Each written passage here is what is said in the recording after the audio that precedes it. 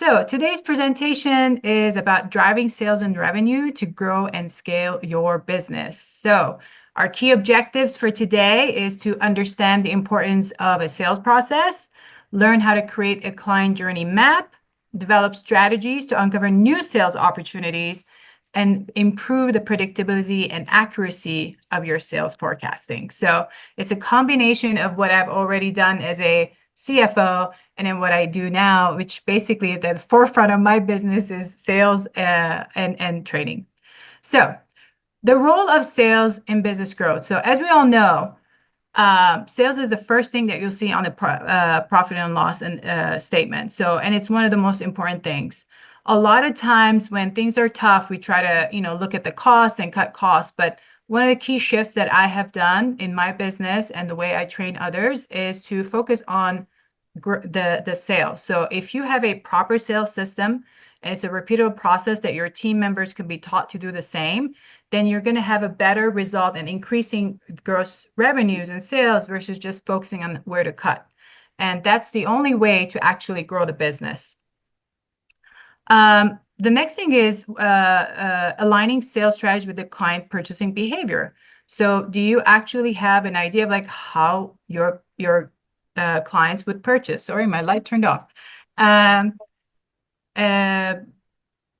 So how do you align your specific sales strategies and sales process on how your clients are buying? What are things that are worrying them? Maybe they're not telling you about it. What are the things that you know about those problems that they have, the challenges that they have, and help them so you're able to close the sales cycle? Again, and then consistency in sales process leads to improved results, so that being consistent in the way you close and the whole team, your whole team can close, is going to be very important to be able to scale your results. Okay, so and by the way, I would want this to be as interactive as possible, so I'm going to give you a chance to get there, but I'm just going to cover most of it right now. So benefits of a defined sales process. So what are the key benefits? Let's talk about that. Increased sales success. So sales teams can consistently close deals if you have a specific script, you have, let's say, specific fact-finding questions. What are they doing repeatedly so that they can close more deals? Another reason to have a defined sales process is to improve the close ratio. The more training that your salespeople or you yourself may do, you're going to improve your closing ratio. That means that process is actually being effective. Accurate sales forecasting is the third one. Having a very specific, let's say, forecasting based on how many leads you're going to get, what is your closing rate, and what is the dollar amount. So that's part of the overall forecasting, instead of just saying, hey, I'm going to hit 3,000 this month, or I'm going to hit 100,000 this month. So, but how are we getting there? What are the numbers behind that number? So there's a lot of different key pieces that are happening to get us to that 100,000 a month, for example. And the last thing is team alignment. So everyone in the company needs to understand and follow the process. It's a culture that you have to build in your business so that everybody, even non-sales people, can actually deliver leads. And what do we need in the beginning? We just need leads. We need the marketing. We need attention. And then the more leads come in, even if your closing ratio is lower, you're still going to be able to grow your sales. So it's important that everybody in the team is aligned with your vision, mission, and aligned to the sales culture.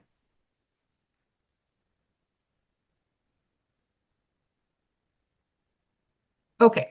So let's go a little bit deep dive into the problem. So some of the key challenges that business owners would have is, again, not having a defined sales process. Also, lack of understanding who is their ideal client. Do you have an actual name and a client persona that you are targeting in your marketing? Another one is not having clarity on the client problems or their buying decisions. What are some of the problems? A lot of times when we meet people, we talk about, oh, I do this, but we never really reach out with what are their struggles. So for example, in one of the trainings, we talk about, creating an I help statement, and when you say I help, business owners, for example, in my case, I help business owners that are struggling to get to 10 million, set strategies and forecasting to be able to reach 10 million and more. So that's one of the ways that I could say I help with the struggle, being the problem. What is the struggle? It's the struggle of actually growing their business. So you want to be able to define what are those problems that they're having and what are the buying decisions behind it. So those are key questions that you would ask during the sales process that was going to clear up the way for you to understand the problems that they're having and also what are the reasons that they want to buy this. And the last one is inconsistent sales funnels and unreliable deal forecasts. So I'm not sure how many of you have a specific funnel where you're pulling leads through, whether it's on social media or through your email marketing.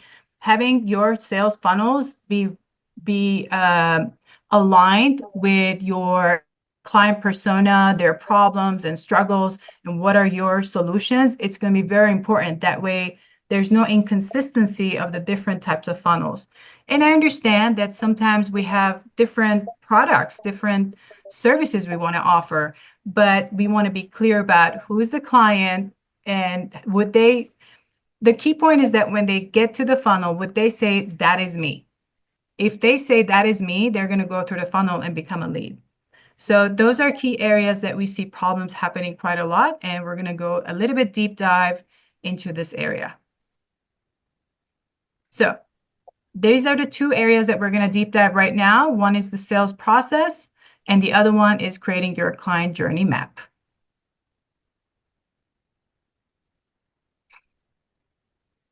I think I'm missing something here. All right, here we go. There we go. All right, so creating a sales process, and I'm going to just quickly see how many people might have it. How many of you, or you can put it in the chat, have a sales process? Miss Linda has it. Who else has it? Anyone else? Kind of, Kathy? Joanne, do you have it? Awesome. Okay, so no problem, right? Like this is exactly what we're going to deep dive into, and just wanted to get a little bit of idea of how many people already have it. So the key thing to creating a sales process is it's divided into four main sections. The first one is your greeting. Whether we are on Zoom or we are meeting in person, it's all about bringing your confidence and a warm smile, right? Who doesn't want to see a warm smile? It's attractive, it brings you in and builds trust. And a confidence, and that's something that we have to work on ourselves. It could be through training, ourselves, and then switching our mindset and becoming more confident. So our greeting is very important. That's the first step when you're meeting a client, a prospective client. That's the first thing that they're going to see. It's the greeting. So your greeting is going to be very important. The second step in the sales process, it's fact-finding questions. I could tell you that for probably the first 2-3 years of my business life, I was struggling finding the right questions because I knew the solutions. I knew what I could do for them. I just was not asking the right questions in order to get the client to open up and tell me more. And with my personal trainings and becoming a coach as well and being certified as a 10X coach, one of the things that I learned is how to ask questions. So when you are with a prospect, put the attention on them. What are the problems that they're having? How long have they been having them? Have they tried to fix it? If they tried to fix it, did it work? Why didn't it work? Those are questions that could, which are open-ended, and they can tell you stories. From those stories and challenges they tell you, you'll be able to start creating and defining the idea of what is the solution that you're going to provide. So for example, if someone comes to me and they have, let's say they're behind on their taxes and their books are not reconciled. So one of the key things that I'm going to ask, like, so what happened? Oh, my bookkeeper just up and left, or it could be something else. So one of the key things I'm going to do is just dig in. Okay, so let me look at your books. What are some things that are happening in there? When was the last time they reconciled it? So there's more and more questions I ask. And one of the key things I noticed in my sales process, and that's something that could perhaps assist some of you as well, I noticed that when I go and look into QuickBooks, for example, or whatever platform they have, I look into the books. They might sometimes say it's done, but it's not really done. So then I'll get in there and find more problems that they didn't know they had. And that's what gets them to build trust with me. They realize that I'm going to be going above and beyond to help them and fix the problems that they have. And this is a very, very important area that I think most people miss out, is asking the right questions, digging into really understanding the problems, and then presenting solutions. So the third part is actually presenting solutions to them. So one of the key things that I recommend is to not overwhelm clients with way too many products and services. Because when you give them a whole array of all the different things you can do for them, they're going to be overwhelmed. So the best way is to provide maybe 3 options. Let's say package 1, package 2, package 3, or product 1, product 2, product 3. So with those specific ones, they'll be able to see what are the key features and benefits of each package and how it solves a specific problem. So when you match the problem to the actual solution, you're going to be able to have a better result in your closing. They're going to be almost feeling like, okay, wow, this is going to be the one that's going to help me. So sometimes, let's say they might say, well, and here's we're going into negotiations and close. They might give you some objections like, oh, wow, this is so expensive, or this is, well, maybe I need to wait. I need to ask my spouse, my partner, and all these different objections that they give you. You just have to handle them in the right way. I'm not going to go deep dive into handling objections today, but there's specific ways that you can answer and respond. But if you're providing them those 3 packages and matching those problems to the actual solution that you have, there's going to be less of that resistance and objections and constantly saying, no, let me think about it. Let me do this. Let me do that. So that's where I recommend from a step 3 during presentation to do that. And the last part of the sales process is part of the close and the negotiations. So one of the things I realized back in the day that I would talk to clients, I would ask fairly good questions, I think, just from a CFO, financial related questions, but I never really asked for the close. How many of you, just maybe a show of hands if you want, don't feel embarrassed, how many of you don't ask for the close? Or you don't even know what that means. And it's okay, because that's why we're here for. So I would not even ask. And at the end of the day, I would not even say, so what do you think? Or what is another question that we ask? Have you seen enough to move forward?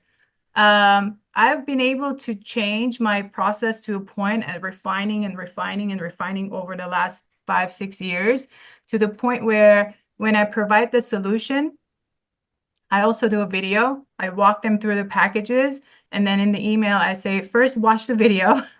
That's how detailed my process is now. Watch the video. Here's the packages. I walk them through the packages. This is after I already showed them all the problems that they had. And then at the end, I say, so, for example, once you've reviewed my video, you've seen the packages, let me know which is your preference. Once you have decided, this is the next step. We'll be sending the engagement letter, the deposit, everything. So I'm not even assuming they're going to say no. I'm completely moving on, just saying that we are going to work together. That's my confidence level at this point. So this is it has taken me 5 years to refine mine. So don't worry, we're going to work on yours shortly. Okay. So wait, I think I lost you guys somewhere. I was seeing the video of Zoom and I missed it now. Okay. So now let's go into the client journey. One of the most important things is to talk about, figure out who the client is. So demographics, what industry are they in, how big their company is, Obviously, pain points and challenges are important. That's part of what we talked about as well in the sales process. But if you know it ahead of time, a lot of your marketing, your messaging is going to be reliant on that. So something in Facebook, if you've also noticed, if any one of you has done Facebook ads, they'll ask you for example, what are their likes? What are they shopping for? What other things are they looking for? So there's all of these things that we got to put together to make sure that we define your client, your ideal client, and the client persona. You can even name that client persona. So identifying client problems and how does your services or products help solve their issues? What other value do you bring to them? So you have to write all of these down so that your marketing team can look at that client persona with all those details and figure out how they're going to put together content to be able to attract those type of clients. And then next thing, understanding buying decisions. What motivates clients to buy that thing?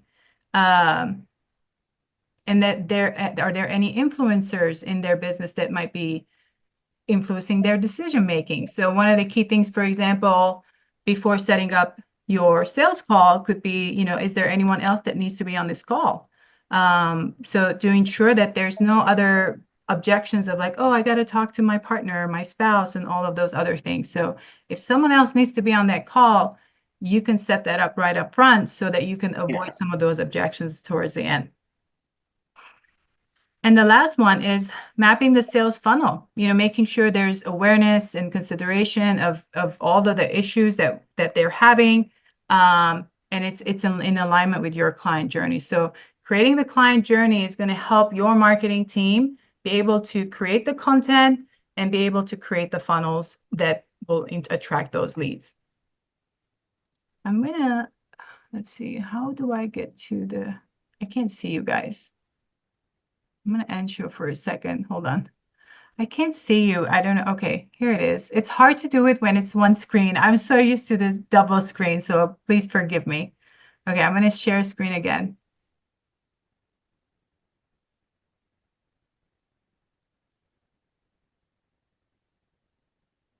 Okay.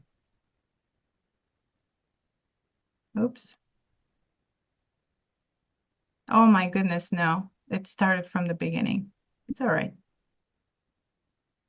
Okay, so a practical exercise. So this is something that I want you guys to kind of look at, try to do it on your own. Right now we won't have time, but then I would really want you to put down on a piece of paper, just maybe right after this this session, so it's still fresh in your mind, some of the examples that I've given. Build your client journey. Write down 3 characteristics of your ideal client. List common problems that they have and match up the services that match to each of those problems that they have. And then put together what are some of the decision-making processes your clients would actually go through.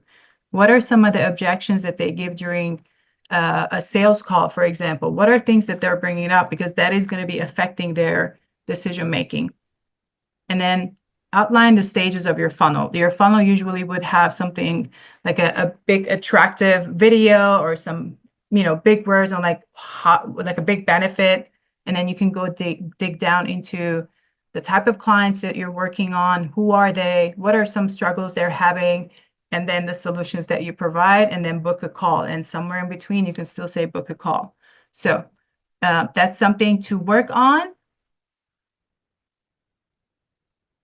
And the other exercise I want you to do is the sales process. So write down 3 questions that you ask clients currently. List common objections. What are some of the things that they're telling you to kind of avoid going through with it? Because there's some things, either it's time, it's money, it's an influencer, it's they're indecisive because they're not very sure that your product or service can actually help solve the problem. So there's different reasons. And so maybe write down some of those objections you're getting and then prepare some answers for each objection. What could you say differently? What are you saying now? And what could you say differently to help maybe dig into what are some of those objections? and then practice and refine as needed. So like I said, it took me 5 years to figure out my process and completion, and now I know it consistently works. And therefore, when I hire my first salesperson, that's going to be it. That's going to be able to replicate exact same thing. Okay, so now getting into the sales team. So one of the key areas to work with the sales team, you got to train all of them, right? So you can't have a salesperson come in, and this I see that all the time. People have, 2 or 3 salespeople, but there's no one training them. So each one is doing their own thing, their own way from wherever they work. So they're dragging maybe some training they've had before. It may not be good for what you do. So it's important to train your sales team, either yourself or through online trainings. Like, I do Cardone University every day, and my team members do Cardone University every day, even though they're not sales team. But they train on that to be able to always think about the sales that we need here in the business. Encourage collaboration and regular updates. So have small team meetings, some either daily meetings, weekly meetings, monthly meetings. They're all different meetings, but definitely getting in touch together and seeing what is working, what is not working. It's going to be a continuous process. Of course, you can use tools and technology to monitor how far you're going, how you're progressing. So obviously CRM tools are available with a full-on dashboard of the leads coming in, and the closing, dollar amounts that are out there, prospect perspective. But if you don't have that, you can also set it up in Excel. You can have a list of your prospects, what stage are they in, what is the expected value of that specific client if you close the deal, and then how long is it taking. So unless you track that, you will not be able to know how long your process is. For me, it used to take probably, I don't know, 2, 3 months.